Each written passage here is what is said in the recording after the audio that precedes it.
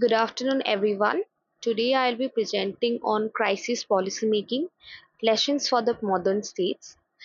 This topic has become highly relevant in recent times as the governments across the world are increasingly dealing with pandemics, disasters, and the complex emergencies. If we try to look into what is crisis policymaking, that we can say that it refers to decision making under urgent and the uncertain conditions. Unlike the routine governance, crises require immediate action with limited information, and a good example is the COVID-19. As we all know that during this situation, the governments had to make quick decisions about the lockdowns, the healthcare, and the economic relief. These situations test the capacity of the state as well as it also highlight the need for a flexible as well as adaptive government. To understand crisis policymaking, we rely on several theories. Like Herbert Simon explained that the decision makers work with limited information, that's particularly termed as bounded rationality. Serge E. Lindblom suggests a policies evolve gradually, which we can call is as incrementalism. Michael Cohen and James Mark highlighted the chaotic nature of the decision making in crisis, where the problem, situations, solutions, and the actors interact in unpredictable ways in their Garvey-Scan model. And uh, Frank Baumgartner, he explains how crisis can disrupt the policy stability and it can lead to sudden and significant policy shift in his punctuated equilibrium theory. Additionally, the concept of policy window is also crucial as the crisis often open the opportunities for major reforms which would otherwise not feasible politically. What are the nature of crisis policymaking? So, one key feature is the trade-off between the speed and the careful thinking. The government must act fast, but this can lead to mistakes. So there is also tension between the experts as well as political leaders.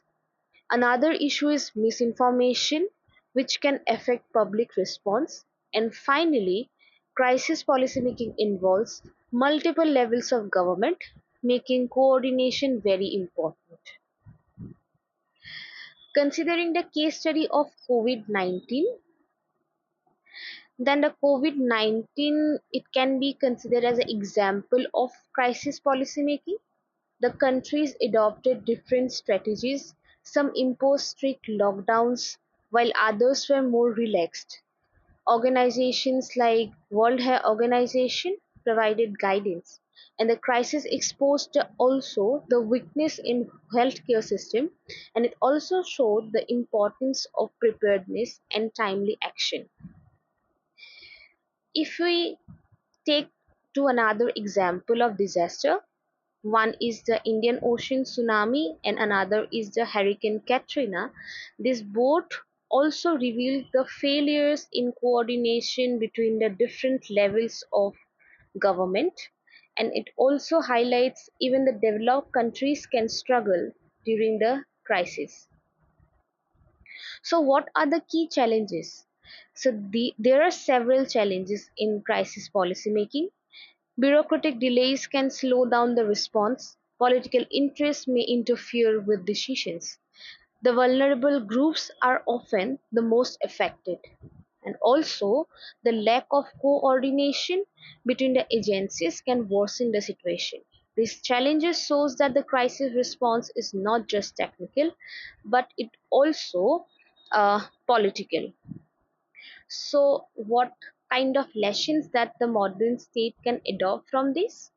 That from these experiences, we learn that the states must invest in preparedness and resilience. Policies should be based on scientific evidence. Governments need to remain flexible and adapt policies as situations change. Communication is also very important to build public trust. And finally, policies must be inclusive and it should aim to protect the vulnerable population.